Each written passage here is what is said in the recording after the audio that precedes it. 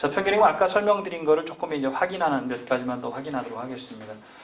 월급에 대해서는 큰 문제 없는데 3개월 동안에 받은 임금 총액. 근데 상여금 같은 거 이런 거는 할 수 없이 1년 동안을 다 더한 다음에 3개월분만 이렇게 1년치를 다 더한 다음에 3개월분 이렇게 이제 보시면 되겠죠. 그 다음에 연차휴가 같은 것도 마찬가지. 연차휴가 미사용 수당이나 이런 것들도 마찬가지로 다 더한 다음에 3개월치만 집어넣으면 되는 그런 틀들이고요.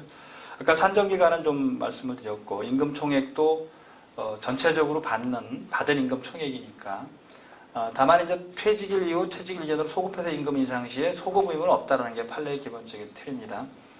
그 문제냐 보통 왜 일반 기업에서는 급여를 1월부터 소급해 주지만 단체배학은 보통 뭐 7월에 되거나 이러잖아요. 그럴 때 그럼 6월 말쯤에 정년 퇴직한 사람들이 많이 소송을 했던 건데 지금 7월 달에 타결하면 지금 재직하는 사람들을 소급해 주는 건 괜찮지만 굳이 그만둔 사람까지 소급해서 줄 이유는 없다라고 이런 판결들을 해서 한번 예를 들어 드렸습니다. 평균임금 산정할 때는 3개월간 사유가 발생한 날의 전일로부터 소급하는 달력상의 3개월이다. 사유가 발생한 당일은 포함하지 않는다. 이거하고 좀 조심해야 될 게 왜 근속기간, 퇴직금 산정 근속기간은 그날까지 포함하지만 산정 사유 관련 부분에서 전일부터 역산을 하게 되니까 평균임금은 사유 발생일이 포함되지 않는다. 임금 총액은 당연히 지급된 임금 총액을 중심으로 하는데 설령 아직 안 줬어도 이미 지급받기로 확정된 것은 포함할 수 있겠죠. 예를 들면 우리가 6월 말에 뭐 상여금 100%를 주기로 했는데 돈이 없어서 못 줬다든지 뭐 체불이 됐다든지 이런 경우도 이미 확정된 거는 당연히 포함시켜야 된다. 이렇게 이미 채권으로 확정된 임금이 있으면 이를 포함하는 거고, 그다음에 법에서 얘기하는 그러니까 임금의 개념에 들어가는 건 총액이 다 들어간다는 거죠. 다만 임시로 지급된 임금 및 수당과 통화의 것으로 지급된 것은 뭐 산입하지 않아도 된다라고 했고, 또 임시로 지불된 임금은 어쩌다 한 번씩 나타나는 것, 드물게 나타나는 것을 말하고요. 그래서 상여금 등등 1임금 지키를 초과해서 지급된 임금의 경우 1년분을 모두 합산한 후 3개월분만 산입하는 것을 원칙으로 하고, 그 다음에 이 평균임금 산정이 어려운 경우가 있습니다. 화물차라든지 뭐 일용근로자 이런 등등은 노동병원이 고시하는 게 있습니다. 평균임금을 얼마나 한다는 그런 고시한 부분들에서 평균임금을 산정하는 방식으로 하고요.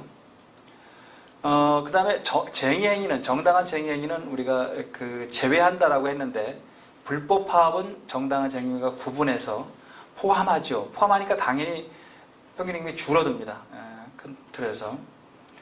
예를 들면 우리가 한 달간 파업을 했다. 그러면 임금은 2달분을 갖고 총액을 계산하는데 나누기는 석 달치 날짜로 나누죠. 그러니까 줄어드는 겁니다. 그게 통상임금보다 적으면 통상임금을 기준할 뿐이니까. 근데 쟁의기간이 만약에 한 달이다 그러면 정당한 쟁의기간이 그러면 2달치 임금 가지고 2달치 날짜로 나누니까 차이가 없겠죠. 그죠? 정당한 쟁의기간은. 근데 불법 쟁의기간은 당연히 포함시키다 보니까 그런 불이익이 있을 수 있어서 조심해야 되고요. 그 다음에 판례가 바로 특수한 경우에 평균임금 몇 가지 예를 들면 의도적으로 높인 성과급은 제외할 수 있다는 게 판례의 기본적인 틀이고요. 우리가 택시업체에서 아까 간단하게 예를 들어드렸죠. 평소엔 100만 원 정도 벌던 사람이 갑자기 3개월 동안 200만 원씩 벌어갔다. 그러면 이 200만 원 제외한다. 의도적으로 우리가 한 부분들이기 때문에. 그 다음에 소급 인상된 임금도 이게 공기관 같은 데 소송이 많이 됐던 건데, 보통 임금 타결일을 한 7월 달에 정도 하다 보니까 6월 말에 정년 퇴직한 사람들이 이제 우리도 인상된 걸 가지고, 지금은 인상률이 적으니까 큰 차이가 안 나는데, 우리가 한참 민주화되면서 임금 인상률이 20% 막 10% 막 이렇게 많이 했거든요. 그러니까 그때는 금액 차이가 되게 많이 나는 거예요. 소급해서 그거를 다 해주면 결국 퇴직금이 많아지니까 소송을 많이 했던 건데, 판례는 원칙적으로 재직하는 사람들에 대해서 당사자 간에 합의해서 소급하는 건 관련이 없지만 그만둔 사람까지 소급해줄 의무는 없다라고 이렇게 판결이 하고 있습니다. 그 다음에 회사가 관리자인 개인 수입은 당연히 제외됩니다. 당연히 제외되는 그런 부분들인데, 근데 일부 판례에서 산학금을 공제한 나머지 수입도 평균임금에 포함된다는 입장을 보이고 있는데, 이것은 왜 그러냐면 산재보상이기 때문에 사회보장 제도라서 이런 판례는 좀 특별하게 나오는 거예요. 일반적으로 퇴직금 계산이나 이럴 때는 이런 판례가 안 나오는데 산재보상에서는 근로자 보호를 위해서 왜 개인 수입도 일부 포함해야 된다는 판결들이 몇 개 이렇게 보입니다. 다만 이건 입증을 해야 되겠죠. 개인 수입에 이렇게 한 부분이. 우리 맨 마지막에 아까 제가 설명드렸지만 회사가 이를 전액 입금받았다가 나중에 근로자에게 지급한 경우에는 임금임으로 평균임금에 산입해야 된다는 것도 있고요. 심지어 아주 옛날 판례인데 제가 소개는 안 해놨지만 그런 판결도 있습니다. 택시기사가 매일 자기가 얼마 벌어서 얼마 입금하고 그 다음에 얼마 집에 가져갔다는 걸 적어놓고 그 다음에 그걸 통장에 그 금액 그대로 입금을 해서 어떤 그 높낮이가 조금은 있겠지만 그죠? 잠깐 그걸 나중에 증거로 제출하니까 법원이 맞다 이거 수입이고 평균임금 산입해야 된다. 그러면 이제 근로복지공단은 어떤 항변을 하겠죠? 보험료 받은 것은 그 정액산업금 입금시킨 건 받았는데 그죠?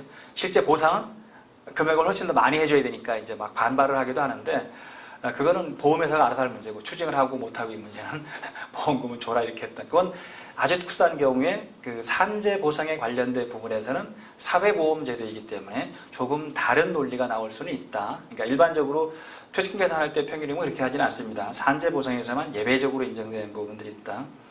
그 다음에 중도 퇴직자에게 월급의 전액을 지급하는 경우 이거는 지금은 거의 없던데요. 지금은 다 중도 퇴직하면 일할 정산 해주고 이렇게 하는데 옛날에 많은 기업들이 어떻게 두고 있었냐면 우리 회사는 자간 그 달에 하루만 근무해도 월급은 다 쳐준다. 이런 거예요. 또 하나는 왜 10일만 근무해도 한 달치 다 준다. 이렇게 했다라고 가정을 하면 그런 데가 있었거든요. 그래서 이제 어떤 회사가 10일만 근무하면 자간 한 달치 월급을 다 준다. 이런 규정을 두고 있으면 대부분의 사람들은 10일까지만 딱 채우고 그만두거든요. 그럼 21분을 더 받는 거니까. 훨씬 이득이죠. 이 부분. 근데 문제는 이 21분을 평균임금에 넣을 거냐 말 거냐라는 문제가 생겼는데 옛날 판례는 넣으라고 했던 판결들이 있어요.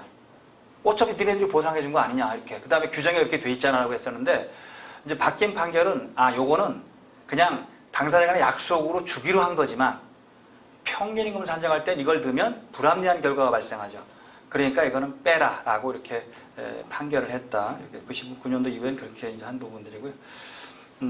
결국 그렇게 따지면 이게 우리가 111분을 가지고 91분으로 나누게 되는 거잖아요. 실질적으로. 그러면 안 맞죠. 그러면 되게 높아지고. 그러면 거꾸로 말일까지 근무한 사람은 손해를 보고 10일까지 딱 근무한 사람은 이득을 보는 관계니까 당연히 판례가 바뀌는 게 논리적으로 맞겠죠. 자, 이제 중요한 임금에 관련된 부분, 그 다음에 통상임금, 평균임금 이렇게 산정하는 것들을 큰 틀에서 정리를 했고요.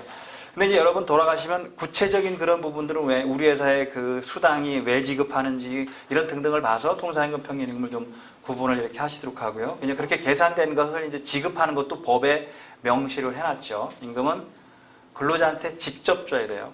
그리고 공제하지 말고 전액을 줘야 되죠. 그 다음에 통화는 통용되는 화폐라는 뜻이에요.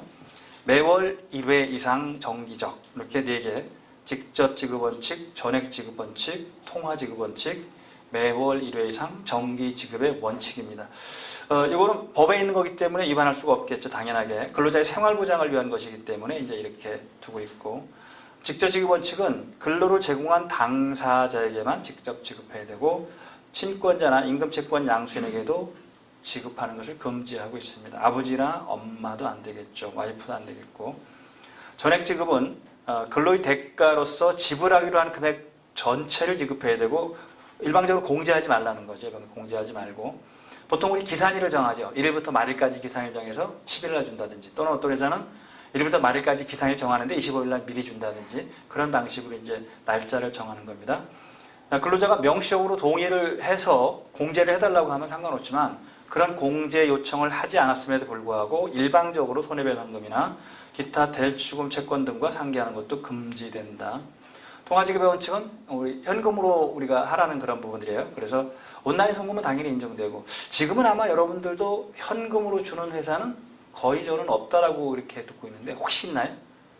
혹시 이게 참 법에는 통화로 지급하라고 해놨는데 그냥 우리는 다 온라인 지급하는 걸 당연하다고 이렇게 하고 있는데 물론 뭐 이게 위반이라고 보진 않아요. 당연히 본인 통장으로 들어가니까 큰 문제는 없는데, 근데 이제 그렇게 되니까 무슨 문제가 생기냐면, 그냥 저도 여러 사람들 얘기 들어보니까 월급날 왜 그 돈 빠져나가게 만들어 놓으면 월급은 들어왔다가 그냥 그날 다 빠져나가 버리니까 진짜 손에 쥐는 게 없다라고 하는데 되게 기분 나쁘대요.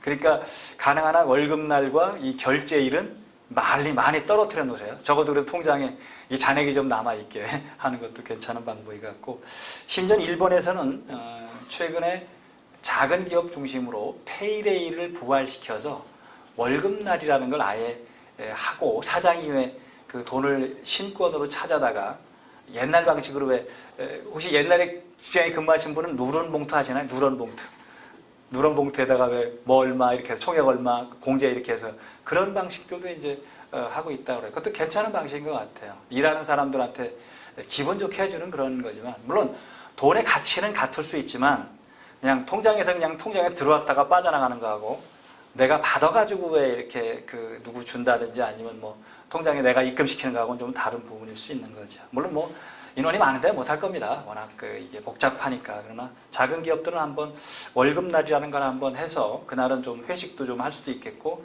아니면 사장님하고 뭐 대화를 할 수도 있겠고, 뭐 고생했다라고 서로 등도 뜨를 이런 방식도 아마 괜찮을 것 같습니다. 그러니까 온라인 송금은 지금 현재로 되는 거고, 여기서 통화라는 거는 통용대화폐인데, 한국은행 건과 예컨대 그 동전입니다. 주화를 얘기하는 거죠. 그래서 지난번에 어디 왜 그 횟집 시장에서 1,000원짜리를 준 게 법 위반은 아니에요. 근데 뭘 건드린 거죠? 자존심을 건드리는 문제가 생겼죠. 그러니까 돈을 받고도 나는 그거 반의사불벌죄잖아요. 반의사불벌죄는 피해자가 명시적으로 처벌을 원하지 않으면 처벌하지 않는 게 반의사불벌죄인데, 이 임금에 관련된 부분은 다 반의사불벌죄거든요. 근데 그거를 안 써준 거예요.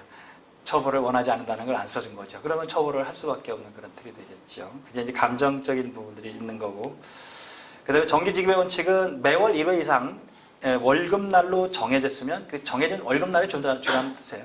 다만 성과급이나 상여금 등등 뭐 매달 안 줘도 되는 거는 그 날짜에 지급하면 될 것 같고요.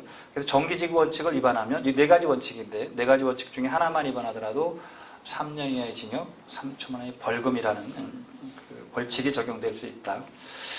조금 더 자세히 보면 직접지급 원칙은 본인한테만 주는 건데, 은행 입금은 당연히 허용되고, 임금 수령 권한을 위임받았거나 대리했다고 치더라도 그 계약은 무효이고, 친권자나 후견인도 불가하다는 거고요. 그 다음에 근로자가 임금채권을 제3자에게 양도하더라도 사용자는 제3자나 대리인에게 지급하는 게 안 되죠. 양수인의 청구권을 부정하는 건데, 이게 단계를 나눠보세요. 임금채권을 양도하는 거는 효력이 있다. 요까지는 금지하는 법이 없기 때문에. 그런데 그렇다 하더라도 근로기준법에 직접 주게 돼 있으니까 사용자는 임금은 반드시 일을 한 근로자 본인한테 주라. 이렇게.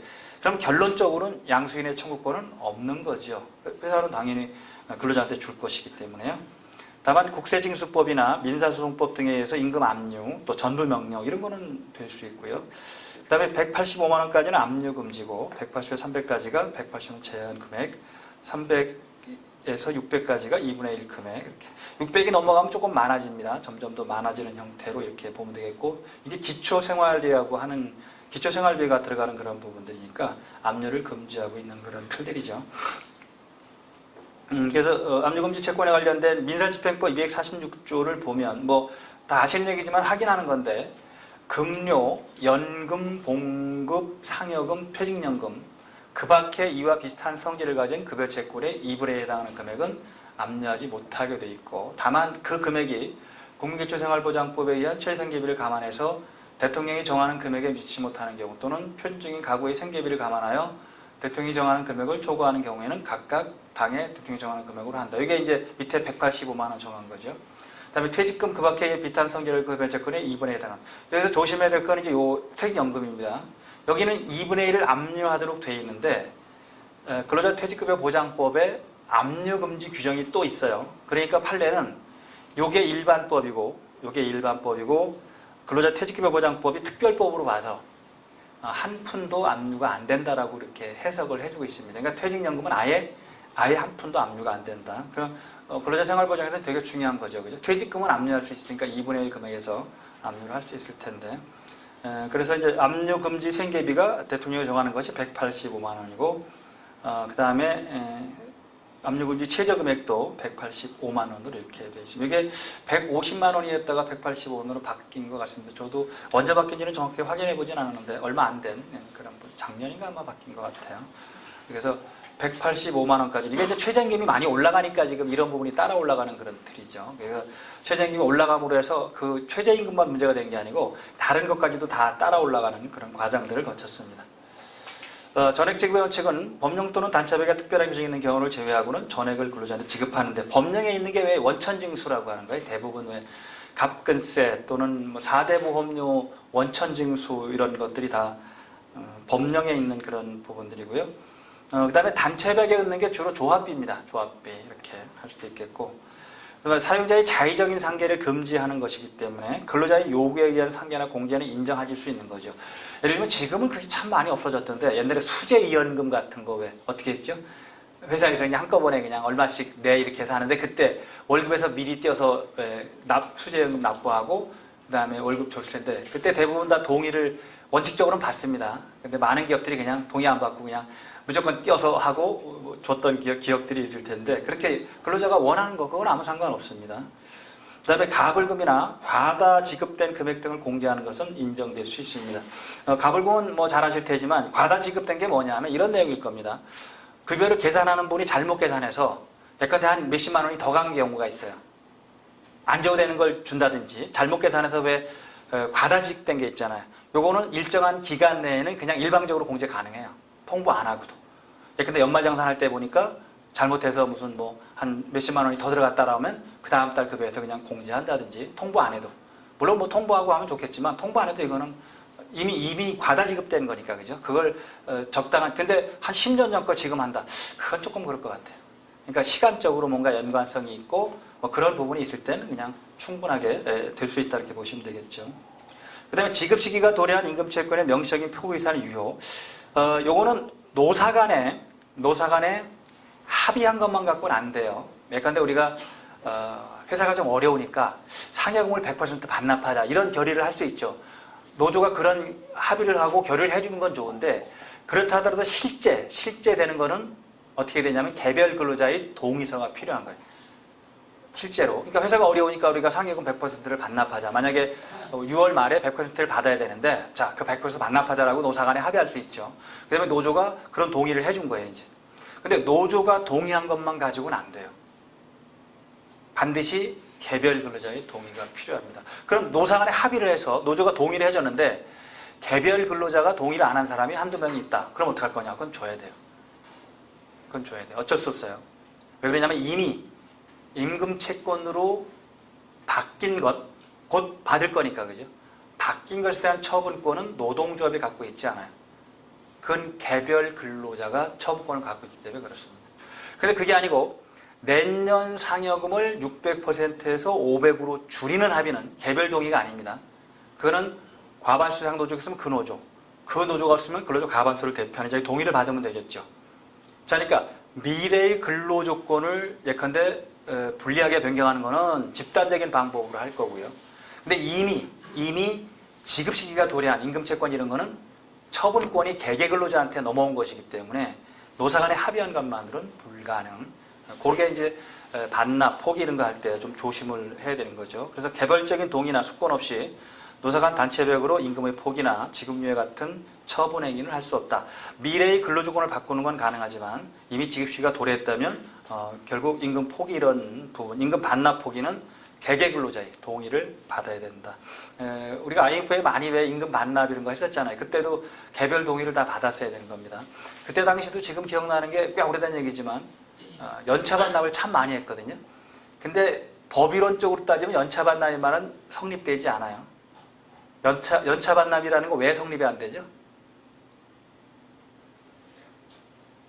연차는 포기할 수 있는 게 아니기 때문에 그래요. 법의 최저 기준이 있기 때문에 그거를 만약에 한다고 하면 법을 바꿔야 돼요. 근데 우리 그때 연차 반납 대부분 다 했거든요. 근데 이거는 가능해요. 연차 반납이란 말이 아니고 연차 미사용 수당을 내 의사로 반납했다. 이러면 가능해요.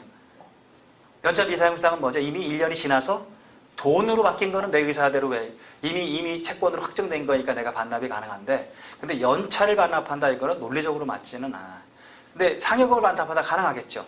내가 상여금 100%를 반납하겠다, 포기하겠다, 이런 거는 가능한 틀입니다. 즉 임금으로 이미 채권으로 확정된 부분들은 개인 의사, 미래의 근로조건은 집단적인 의사결정 방법에 의한 근로조건의 변경, 이런 절차들을 거쳐야 됩니다. 자, 통화지급의 원칙은 아까 설명드렸지만 통화인데 통용되는 화폐죠. 그 지폐 또는 한국은행권 그리고 주화 이렇게 은행 입금을 허용하고요. 법령 또는 단체별의 특별한 규정이 있는 경우에는 통화의 것을 지급할 수 있는데 지금은 없습니다. 통화는 강제 통용이기는 화폐와 주화를 말하며 어업이나 수표를 비롯한 물건이나 용역은 현물급여이므로 그 지급이 금지됩니다. 이걸 왜 이렇게 해놨냐면 결국 우리는 생활을 위해서는 통화로 바꿔야 되잖아. 현물을 받는다 하더라도 통화로 바꾸는 불편, 그 다음에 가격 불안정으로 인한 생활상의 불이익, 더 큰 것은 생산품의 사실상 강매 방지 차원이라고 이렇게 보면 되겠습니다. 자, 생산품의 강매라는 건 재고가 많이 쌓이니까 기업이 야 이게 월급 줄 돈은 없고 그냥 이거 가져가서 팔아가지고 뭐 생활비 써라 이렇게 할 수도 있단 말이죠, 그죠? 그러니까 그걸 막는 겁니다. 여러 가지 이유가 있지만 잠깐 현찰로 월급은 줘라. 그래야 생활이 되는 그런 부분들이니까. 그 다음에 그렇게 되면 이제 나중에 그걸 인정하게 되면 팔아서 그거를 월급으로 바꿔야 되는데 쉬운 일이 아니거든요. 금액도 적게 될 수밖에 없는 그런 틀들이고. 그래서 임금이 아닌 거는 다른 걸로 줘도 되겠지만 임금인 것은 반드시 이렇게 통화지급의 원칙을 지켜줘야 된다. 매월 1회 이상 정기지급의 원칙은 일정한 기일을 정하는데 정해진 날을 지켜야 되는 겁니다. 그 날이 넘어가면 법 위반이라고 하는 겁니다. 다만 임시로 지급하는 것은 별도로 해도 되고요. 비상시지급 이것도 예외가 될 수 있는 부분들이 되겠죠. 그래서 매월 만약에 31일로 정해졌으면 말일로 정해졌으면 말일날, 그 다음에 10일로 정해졌으면 10일날 줘야 되는 거고 하루만 늦어도 일단은 임금 체불이라고 보는 겁니다. 하루만 늦어도 임금 체불이라고 하고, 그 다음에 연차휴가는 좀 독특하게 해석을 합니다. 노동부가. 연차휴가는 발생연도와 사용연도가 있고 보상연도가 있죠. 그러면 만약에 2019년도에 연차휴가가 발생했으면 2020년도 연차휴가를 쓰고 우리가 기산일을 연말까지 한다면 그러면 2022년도가 우리가 보상연도가 되는데 늦어도 2022년 1월 급여 아니면 2020년 12월 급여 줄 때 지급하면 괜찮지만 그걸 넘어가면 임금 체불로 봅니다. 이제. 그러니까 연차휴가를 안 주고 이런 거는 연차휴가 위반이 될 거고, 그 다음에 연차휴가가 이제 못 쓰게 돼서, 그렇죠? 그 다음에 돈으로 바뀐 거, 이거 연차 미지급 수당이 되겠죠. 돈으로 바뀐 거는 그 다음에 1월 급여 줄 때까지는 지급하라. 그걸 지급하지 않으면 일단 임금 체불로 처벌하겠다라는 게 노동부의 독특한 그런 해석이라고 보시면 되겠습니다. 매월 지급하는 건 매월 날짜를 지정하면 당연히 임금 체불이 될 거고요. 다만 뭐 한두 달 임금 체불한다고 처벌하지는 않으니까 임금을 집단적으로 체불하거나 또는 왜 집단 민원이 발생하거나 등등 하면 할 수 있고, 또 그 다음에 고의로 임금 체불하고 왜 도망가거나 하면 구속까지도 합니다. 그거는 뭐 법 집행하는 데 있어서 크게 우리가 네 가지로 봤죠. 직접, 전액, 통화, 매월, 1회 이상 지급. 이게 임금 지급의 원칙 이렇게 보면 되겠죠. 판례도 아까 우리 그걸 확인한 부분들인데요. 이미 이제 곧 지급받을 수 있는 그런 부분, 지급 청구권이 발생한 임금 채권은 청구권입니다. 오타가 났네. 청구권은 노동조합이 포기하지 못한다는 얘기는 집단적인 부분에서 포기가 안 된다는 거예요. 개개 근로자의 동의가 필요한 부분들이죠. 그래서 여기 판례가 요 말은 의미가 있기 때문에 구체적으로 이미 지급 청구권이 발생한 임금이나 퇴직금은 근로자의 사적 재산 영역이라는 겁니다. 이거는 노동조합이라고 하더라도 마음대로 처분할 수 없다는 겁니다. 그래서 사적 재산 영역으로 옮겨져서 근로자의 처분에 맡겨진 것이기 때문에 근로자로부터 개별적인 동의나 숙권을 받지 않는 이상 노동조합이 사용자와 체결한 단체명만으로 이에 대한 포기나 지급유예 같은 처분 행위를 할 수는 없다라고 하고 있습니다. 그럼 결국 노사간에 합의한 다음에 개개근로자의 동의를 받거나 아니면 노동조합한테 왜 개개근로자들이 다 숙권하는 거죠, 그죠? 자, 우리는 노동조합이 예컨대 반납하더라도 다 수용하겠다 이런 방식으로 하면 가능할 거예요. 그래서 이제 이 사건 연장근로수당 지급 협약에 따라 이미 발생한 연장근로수당은 근로자의 사적 재산 영역으로 옮겨져 근로자의 처분에 맡겨진 것이기 때문에 이를 포기하는 취지의 노사합의로 무효라고 할 것이고, 피고가 원고의 개별적 동의나 수권이 있었다는 점을 주장 증명하고 있지 않는 이상 피고는 원고에게 위 연장으로상을 지급할 의무가 있다. 자, 그럼 아까 우리가 이제 하나의 사례지만 기아자동차에서 노사 간에 합의해서 어떻게 했죠? 옛날 정기상여금을 포함하는 통상임금 부분을 다 그쵸? 합의해서 이제 없앤 거잖아요, 그죠? 노사 간에 합의는 했습니다. 그럼 그걸로 끝나는 게 아니고 어떻게 해야 돼요? 개개 근로자와 다 동의를 받아야 되는 거죠. 그럼 결국 돈을 주면서 동의서를 다 받겠죠. 그러니까 동의서를 안 써주면 돈 안 주겠죠. 그건 개별적으로 소송하든지 해야 되는 문제가 또 남아있는 거니까. 그러나 뭐 그 정도 큰 게임에서 개개 근로자들이 동의를 안 하지는 않을 겁니다. 다 동의를 했을 거고요. 자, 이게 핵심적인 것은 장래 근로 조건을 변경하는 건 노조의 예컨대 권한입니다. 나쁘게 변경하든 좋게 변경하든. 그런데 이미 채권으로 발생한 임금 이런 수당 관련 부분들은 노조가 이게 자기 맘대로 이걸 반납 포기가 안 된다는 거예요. 반드시 개별 근로자한테 처분권이 넘어온 거니까 개별 근로자의 동의가 있어야 된다는 쪽으로 기억을 하시면 돼요. 지금은 이 부분이 별로 많지 않은데 작은 IMF 때 되게 많았던 그런 사건입니다. 그때 워낙 경제가 많이 떨어지기도 하고 그 다음에 이제 또 그때 당시 또 하나 에피소드가 자, 임금을 반납하면 세금이나 이런 것도 반납한 걸 빼고 나머지 갖고 세금을 매겨야 되는데 일단 반납 형태가 뭐냐면 임금을 주었다가 도로 받는 형태가 되는 거거든요. 그러니까 내가 상여금 100%를 받았다가 도로 회사로 주는 거잖아요. 그죠? 그러니까 이 받은 거니까 또 가끔세는 또 다 내라고 해가지고 세무서가 반납한 거. 그러니까 돈 받지도 못하고 가끔세 내야 되고 하는 문제가 또 있었고 나중에 그거는 좀 바꿨습니다. 그런 부분에서 이제 또 문제가 됐었고 새로운 일들이 벌어지는 게 그런 겁니다. 그 다음에 해고와 쟁의기간 중에 임금 지급 부분에서 이것도 조금 이제 비판을 받을 수 있는 그런 그 판결인데 예측을 한 거예요. 즉 해고가 무효라도 해고가 무효면 전액을 지급해야 되잖아요. 왜 규책사유가 사용자한테 있으니까. 근데 이제 판례가 해고가 없었어도 쟁행에 참가하여 근로를 제공하지 않았을 것이 명백한 거. 이거 어떻게 알아요? 그렇죠? 알 수가 없는 거거든요. 근데 임금을 안 줘도 된다고 하는 부분이야. 이게 이제 주로 공기관 같은 데인데 예를 들면 이런 겁니다. 뭐 노조 간부나 아니면 그런 부분이 되겠죠.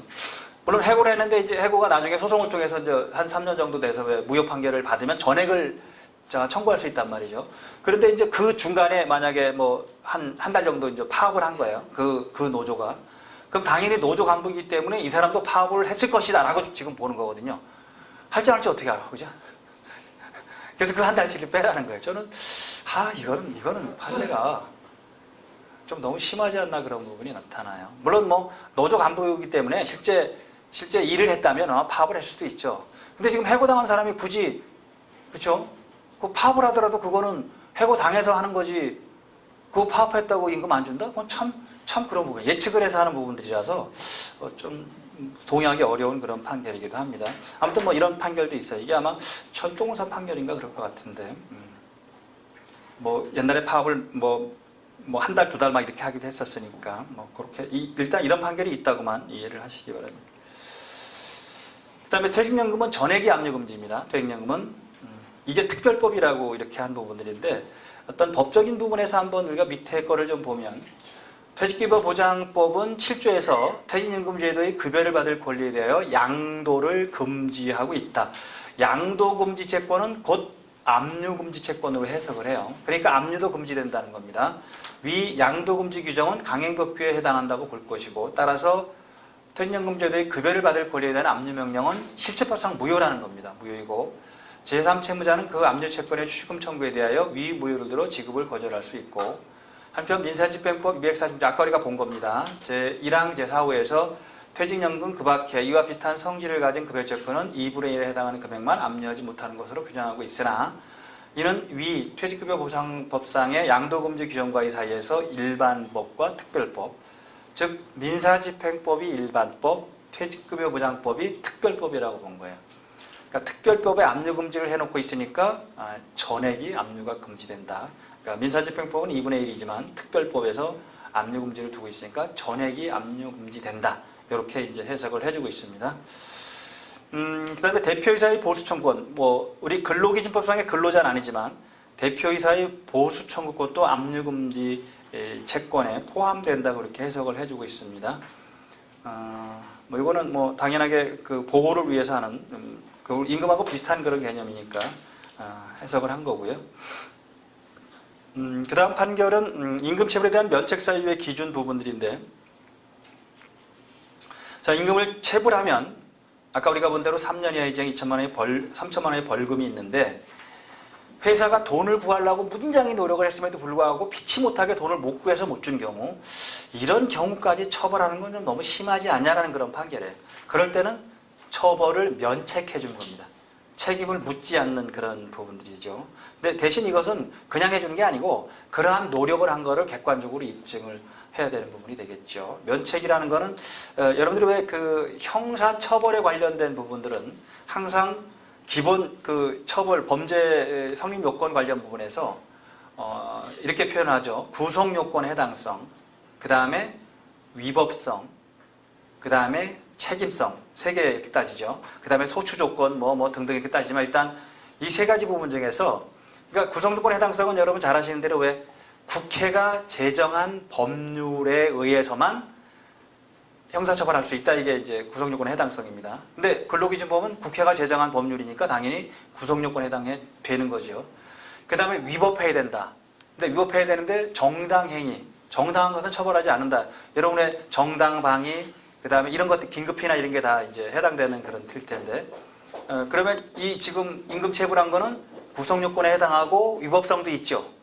그럼 마지막에 책임성을 묻습니다. 책임성은 결국 우리가 이게 형사처벌하는 게 결국 책임을 물을 만한 그런 정도냐라고 봐서 이건 책임을 묻지 않는다는 개념을 갖고 있는 거예요. 비교해서 설명드리면 뭐 이 책임성에 관련된 부분들이 여러 가지 이론적인 틀이 있지만 9살짜리가 살인을 했다. 어떻게 되죠? 형사처벌하지 않죠. 구속요건 해당성이 있고 위법하지만 책임을 물을 수 없다는 것 때문에 그런 거죠. 이렇게. 그 다음에 옛날에 많이 있던 거지만 왜 월북당한 어부들이 북한에 가면 막 김일성 주석 만세 막 등등등 하고 왔잖아요. 그죠? 돌아오는 순간에 바로 뭐가 되죠? 찬양 고무죄.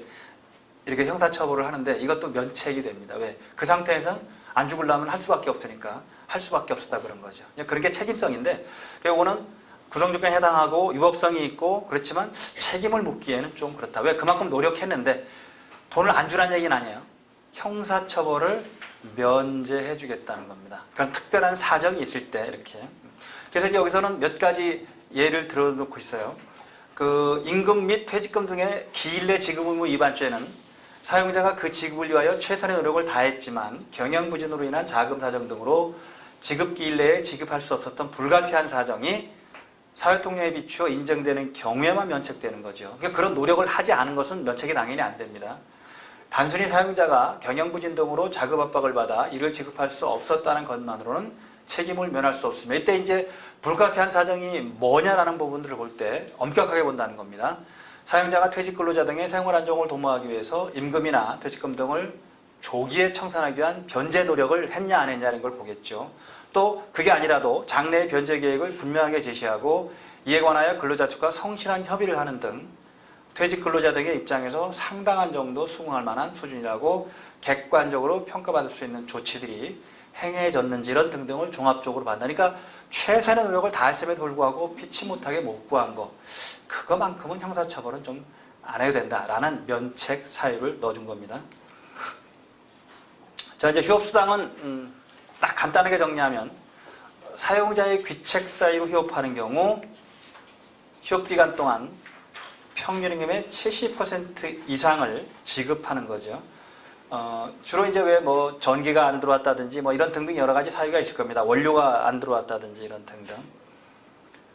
그래서 귀책 사유는 되게 넓게 해줍니다. 고의 과실을 불문하고 사용자가 처리할 수 있는 범위 내, 사용자의 세력 범위 내에서 발생한 경영장애, 뭐 예를 들어 놓은 게 공장 기계의 파손, 원자재 부족, 정전, 판매 부진, 자금난 등을 포함해서 천재지변 기타 이에 준하는 사유는 사용자의 규제에 인정되지 아니한다.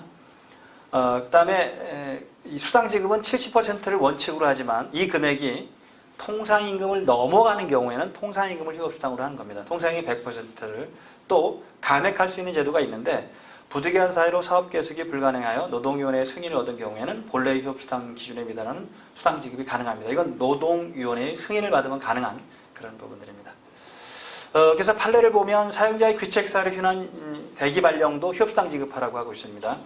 즉 대기 발령을 했는데 근로자의 귀책 사유가 아닌 사용자의 귀책 사유로 대기 발령이라는 걸 내렸다고 하면 월급 전액을 주지는 않아도 최하 70%를 생활비로 주라는 거니까 휴업수당 지급 의무가 있다라고 판결을 하고 있습니다. 그 다음에 이제 임금채권은 채권이기 때문에 이제 물권에 비해서 후순위거든요. 그러니까 민법의 기본 원칙이 뭐가 있죠? 물권은 채권에 우선한다는 원칙. 그러면 저당권이나 이런 것들이 다 채권에 우선하니까 옛날에 이 법이 없을 때는 은행이 다 왜 이 재산 같은 거 압류해서 그 경매 처분해서 받아가면 근로자는 임금을 하나도 못 받았었거든요. 그러니까 이제 사회보장제도로 맨 처음엔 3순위부터 시작을 해서 2순위였다가 지금은 1순위라고 최우선 순위에 들어가는, 다만 최우선 순위는 한도를 정해놨죠. 3월분의 임금, 3년간의 퇴직금. 그다음에 이것까지도 부족하니까 임금채권 보장기금 제도를 만들어서 또 결국 먼저 주고 나중에 최단금에서 받아가는 형태로 이렇게 사회보장 제도까지를 도입했습니다. 임금에 관련된 부분은 생활비이기 때문에 그렇게 하는 거죠. 그래서 임금채권 최우선 변제는 근로기준법에도 있고 퇴직급여보장법에도 있죠. 그래서 임금에 관련된 부분 재해보상금은 근로기준법에, 퇴직급여 관련된 퇴직금 부분은 근로자 퇴직급여보장법에 있는데 1항과 2항이 조금 다른데 1항은 그냥 우선 변제권이 있다라는데 뭐 이외에는 질권, 저당권 또는 동산 채권 등의 담보에 관한 법률에 따른 담보권에 따라 담보된 채권 이외에는 우선순위가 되는 거죠. 그런데 이제 2항이 요 최종 상호분의 임금하고 재해보상금은 최우선 변제라고 합니다. 최우선. 무조건 이걸 먼저 주고 하는 거죠. 그 다음에 퇴직금도 2순위로 되는 게 있는데 최종 3년간의 퇴직금은 사용자의 총 재산에 대해서 질권 또는 저당권에 담보된 채권, 조세 공과금 및 다른 채권에 우선하여 변제해야 된다. 누지제가 있는 사업장도 이거는 1년에 31분입니다. 3년 이렇게 정할 때. 그러니까 최우선 변제권을 갖고 있고 그럼 결국 3월분의 임금 3년간의 퇴직금 최우선 변제, 그 다음에 저당권, 그 다음에 못 받은 임금채권이 그 다음 순위가 되든지. 물론 조세 공과금이 앞서는 게 있어요. 특히 조세 같은 건 앞서는 게 있습니다. 당해세라고 해서 왜 건물 같은 거 경매할 때 그 건물에 붙는 세금은 임금채권보다 우선할 수 있는 부분들이 있죠. 최우선 변제보다는 우선하지 못하지만 그런 순번에 따라서 이렇게 해야 되고 이거는 그냥 주는 게 아니고 경매 절차에서 우리가 받아야 되는 겁니다. 경락 기일까지 배당 요구를 해야 되는 채권이다. 그래서 배당 절차에 참가하지 않으면 배당을 못 받을 수도 있습니다. 그래서 이거에 대한 판례들이 상당히 많이 나와 있습니다. 순서, 순위 이런 것들 때문에. 그 다음에 최우선 변제 순위. 사용자가 도산 파산하거나 또는 사용자의 재산이 제3채권자에 의해서 압류 또는 채권 보존 절차의 대상이 되는 경우 근로자에게 실질적으로 임금채권의 변제 순위를 확보할 필요가 있기 때문에 하는데 1순위가 최종 상호분의 임금과 3년간의 퇴직금 및 재해보상금이고 그 다음에 이제 은행 같은 데서 갖고 있는 질권 저등에 담보된 피담보 채권 그리고 최종 상호분의 임금을 제외한 임금 및 퇴직금, 재해보상금 이런 등등이고 그 다음에 조세공과금, 질권 또는 저당권을 담보하지 않은 일반 채권. 그러니까 보통 회사 재산이 경매 넘어갈 정도면 굉장히 어렵다는 거니까 최우선 변제 이외에는 별로 받기가 어려운 그런 틀입니다. 사용자의 총 재산은 모든 재산을 포함하고 채권도 포함하는 거고요. 그 다음에 법인인 경우는 개인 재산에는 미치지 않아요. 사장 재산에는 미치지 않습니다. 법인인 경우 그냥 법인 재산 가지고 못 주면 어쩔 수 없이 그냥 끝나는 거죠. 아무리 사장 재산이 많아도 법인인 경우는 그냥 법인 재산만 가지고 한다. 그 다음에 방법은 그냥 뭐 부도났다고 주는 게 아니고 강제 집행 절차나 임의 경매 절차 개시 환가금의 배당 절차에서 우선순위를 그러니까 이게 최우선 순위라는 걸 입증을 해야 됩니다. 뭐 3월분이 임금이고 3년간의 퇴직금이라는 걸 또 입증을 해야 되는 부분이 있겠죠. 그 다음에 이제 그 가압류해 놓거나 그러면 배당표 확정 전까지만 우선 변제권 입증하면 우선 배당을 할 수 있다는 그런 판결들이 있습니다. 보통 경락기일이라고 하는 그때까지 근데 배당 요구 신청을 해야 되는데 배당 요구 신청을 하지 않았다 하더라도 가압류해놨다면 결국 그 배당표 확정되기 전까지만 입증하면 준다는 그런 틀들이에요. 그래서 뭐 여러분 주변에서 별로 많이 있지는 않습니다만 혹시 친구분들이나 이런 분들이 회사가 좀 부도가 나서 임금을 못 받는다 그러면 몇 가지 방법을 알려주는데, 일단 최우선 변제권이 있다라는 거 하나 하고, 그 다음에 최우선 변제권은 나중에 경매 처분해서 왜 그 받아야 되잖아요. 복잡하니까 임금채권 그 보장 기금 제도에서 주는 게 있죠. 나이에 따라 조금 차이가 있지만, 그 다음에 최근에는 왜 소액 최단금 미리 주는 거 한 400만 원 한도 내에서 미리 주는 것도 있다고 하더라고요. 그게 고용노동부에서 이렇게 주는 부분들이니까 그런 걸 좀 활용하는 방법들, 물론 절차적으로 좀 복잡하기 때문에 노무사들이 주로 처리하거나 전문가들을 활용하는 그런 부분들이지만, 그 다음에 인원이 많으면 당연히 뭐 의뢰인 변호사나 노무사들이 주로 하지만 그거를 의뢰해서 하면 되는 그런 부분들이고요. 그래서 일단 임금 채권은 채권이기 때문에 후순위라는 걸 원칙으로 하고, 후순위인데 법에 의해서 배당 순위를 앞으로 최고 순위로 끌어오는 거예요. 1순위로 끌어올리는 그런 부분들이고, 1순위에서 안 되는 게 이제 2순위 이렇게 하는 부분들이고, 이게 옛날에는 퇴직금 채권을 지금 3년으로 입법을 바꿨지만 퇴직금은 3년이라는 제한이 없었거든요. 3년간 퇴직금이라는 게. 그래서 왜 은행이 이거에 대해서 헌법 소원을 해서 헌법 불합치 판결을 받는 바람에 이제 바꾼 거거든요. 3년으로. 그러니까 그전에는 내가 10년 근속했으면 10년치 퇴직금을 다 최우선 변제 받을 수가 있었어요. 근데 법을 바꾸는 바람에 이제 그거는 사라졌죠. 물론 그 전에 입사한 사람들은 해당이 될 수 있을 텐데, 법 개정 이전에.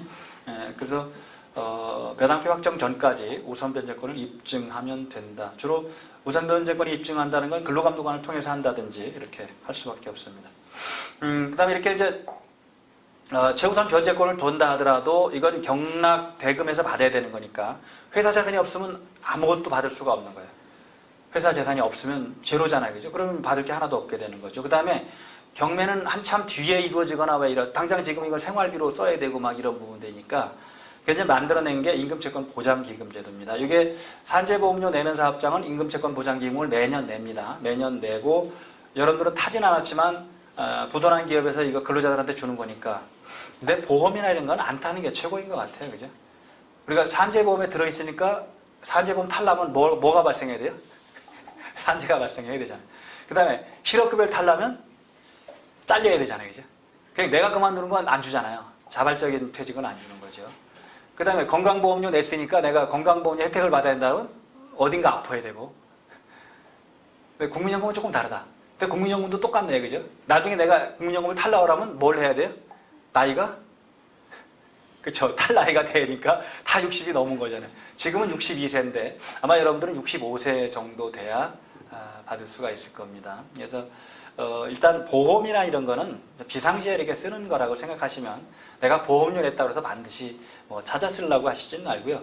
이것도 회사가 내는 금액이지만 우리가 노동부가 보관해 놓고 있다가 그 기금 중에서 일부를 이제 부도난 기업들한테 그 근로자한테 주는 거죠. 그래서 임금채권 우선변제제도의 보완책이고 산재보험 적용사업장에 적용되고, 지급사유는 채무자 회생 및 파산에 관한 법률에 따른 회생 절차 개시 결정이나 파산 선고를 받은 경우, 이게 재판상 도산이고요. 300인 미만 사업장은 이게 절차가 복잡하니까 그냥 노동부가 사실상 도산을 인정해 주는 경우도 있어요. 300인 미만 사업장만 해당되는 겁니다. 그 다음에 민사집행법에 따른 확정된 종고 판결이나 확정된 지급명령, 소송상 와해, 청구의 인락, 조정, 소액 심판법상 확정된 이행 권고 등등 법적인 어떤 부분이죠. 최단금은 근로기준법상 최우선 변제되는 임금 및 퇴직금, 최종상여분의 휴업수당, 근로자의 연령에 따라 상한 설정 및 소액 지급하지 않을 수도 있습니다. 상한이 있고 소액은 안 줘야 되는 거고, 그 다음에 이것도 최단금을 받을 권리는 양도 또는 담보로 제공하기 어렵다. 또 기금은 사업주가 내는 그걸 원칙으로 하고 부담금 또 변제금으로 이렇게 하는 부분들이고요. 그래서 그 변제권이 대위되는 권리에 존재한다, 이렇게 해석을 하고 있습니다. 나이에 따라서 이건 금액에 좀 차이를 두고 있어요. 한 달 기준할 경우 요 금액이 이제 기준인데, 30세 미만은 180만 원을 기준합니다. 월급을 아무리 많이 받아도 180만 원. 그 다음에 이제 이 40세가 이제 300만 원이 가장 많은 겁니다. 40대. 이게 거의 임금 피크제 비슷한 그런 틀이죠. 50대는 다시 줄어들고 60대는 더 줄어듭니다. 그러니까 아무리 월급을 많이 받아도 40대인 경우는 300만 원 한 달 기준하니까, 만약에 월급을 뭐 5개월치 밀렸다, 퇴직금도 한 10년치 밀렸다 하더라도 월급 그 중에 5개월치를 다 주는 게 아니고 3개월치잖아요. 그죠? 그 다음에 퇴직금도 10년치가 아니고 3년치만. 요 두 개 이렇게 그러니까 그러면 다 받는다고 그러면 300 곱하기 3개월치 또 퇴직금도 300 곱하기 3년치일 테니까 그죠? 그렇다면 1,800만 원인가 되겠죠. 아니다? 맞나요? 900? 900이니까 1,800이 되겠네요. 그런 거예요. 흡수당은 70%니까 요 금액으로 하는 부분들이고 즉 임금채권 보장기금 제도는 연령에 따라서 차등을 좀 두고 있다라는 걸로 이해하시면 될 것 같아요.